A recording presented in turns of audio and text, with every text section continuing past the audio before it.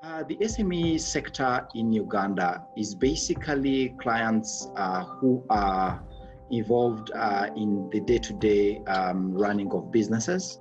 And these cut across various sectors. And the sectors are, oil and gas, it's the manufacturing, it is the trade and commerce, it is the educational sector, the NGOs, and also people involved in power and infrastructure. And of course, not forgetting our clients who are in the agriculture and the agribusiness. I don't think there is a segment that has been most hit as the SMEs around this time. The reason I say that is that SMEs are involved in value chains. So even when you find someone who has started up, or it's either small or medium or even micro, the reason why COVID-19 has hit these people the most is that when we talk about disruptions in those value chains, either the suppliers are already affected. Some suppliers could be local, others are actually foreign. You actually find that those were the first hit in terms of whether they're importing the raw materials. You find that those supply chains were actually cut off much earlier. So they were either not able to get in raw materials in time to be able to produce, to get to the final consumer. So there's that one bit of it. You find that because of social distancing, they've not, the large companies have actually closed up, and then they're not able to supply to the SMEs.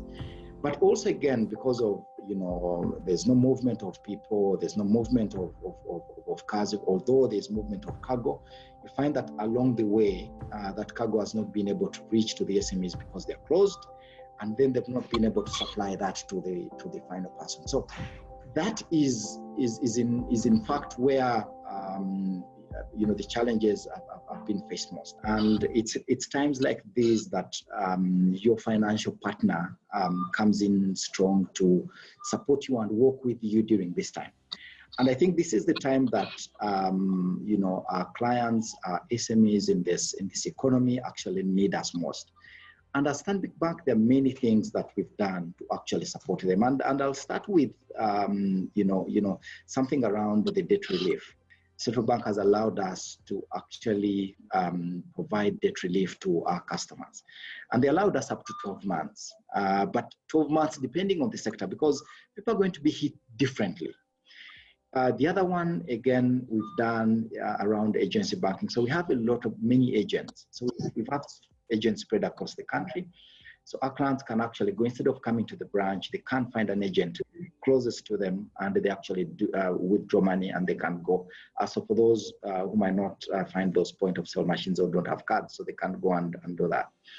The other one is again around our clients who are still importing. Don't forget that the cargo was actually allowed to continue coming into the country, and we really thank the government. So the beauty with that is that our clients don't, because they used to travel to China, or they used to travel to India or Dubai. So what we've done, especially around, because we import almost 90% of our goods, especially the goods in trade and commerce from China. So we have actually a super agent who is in China. It's called Guamao. So Guamao can actually receive orders without a client actually traveling to China to purchase goods. And those goods will be loaded onto a ship. They'll find their way to Mombasa and to India. But lastly, you'll also ask me that, the economy has not yet closed, but there are some opportunities that we've seen, especially in what we call priority sectors. What do I call priority or essential sectors? Those are sectors around, health, sectors around, again, construction is still going on. We have the agriculture sector. We have still opened, our doors for clients in those sectors who actually want financing. And we have actually gone ahead to continue providing financing to those clients. And whether there is, we've also seen some of the people, for example, I'll talk about the educational sector, where there's been a need, the schools closed at some point, but they still have teachers there to pay. So we've also allowed some of the schools to come and access financing to be able to actually pay teachers, but also allow allow businesses to run during this time.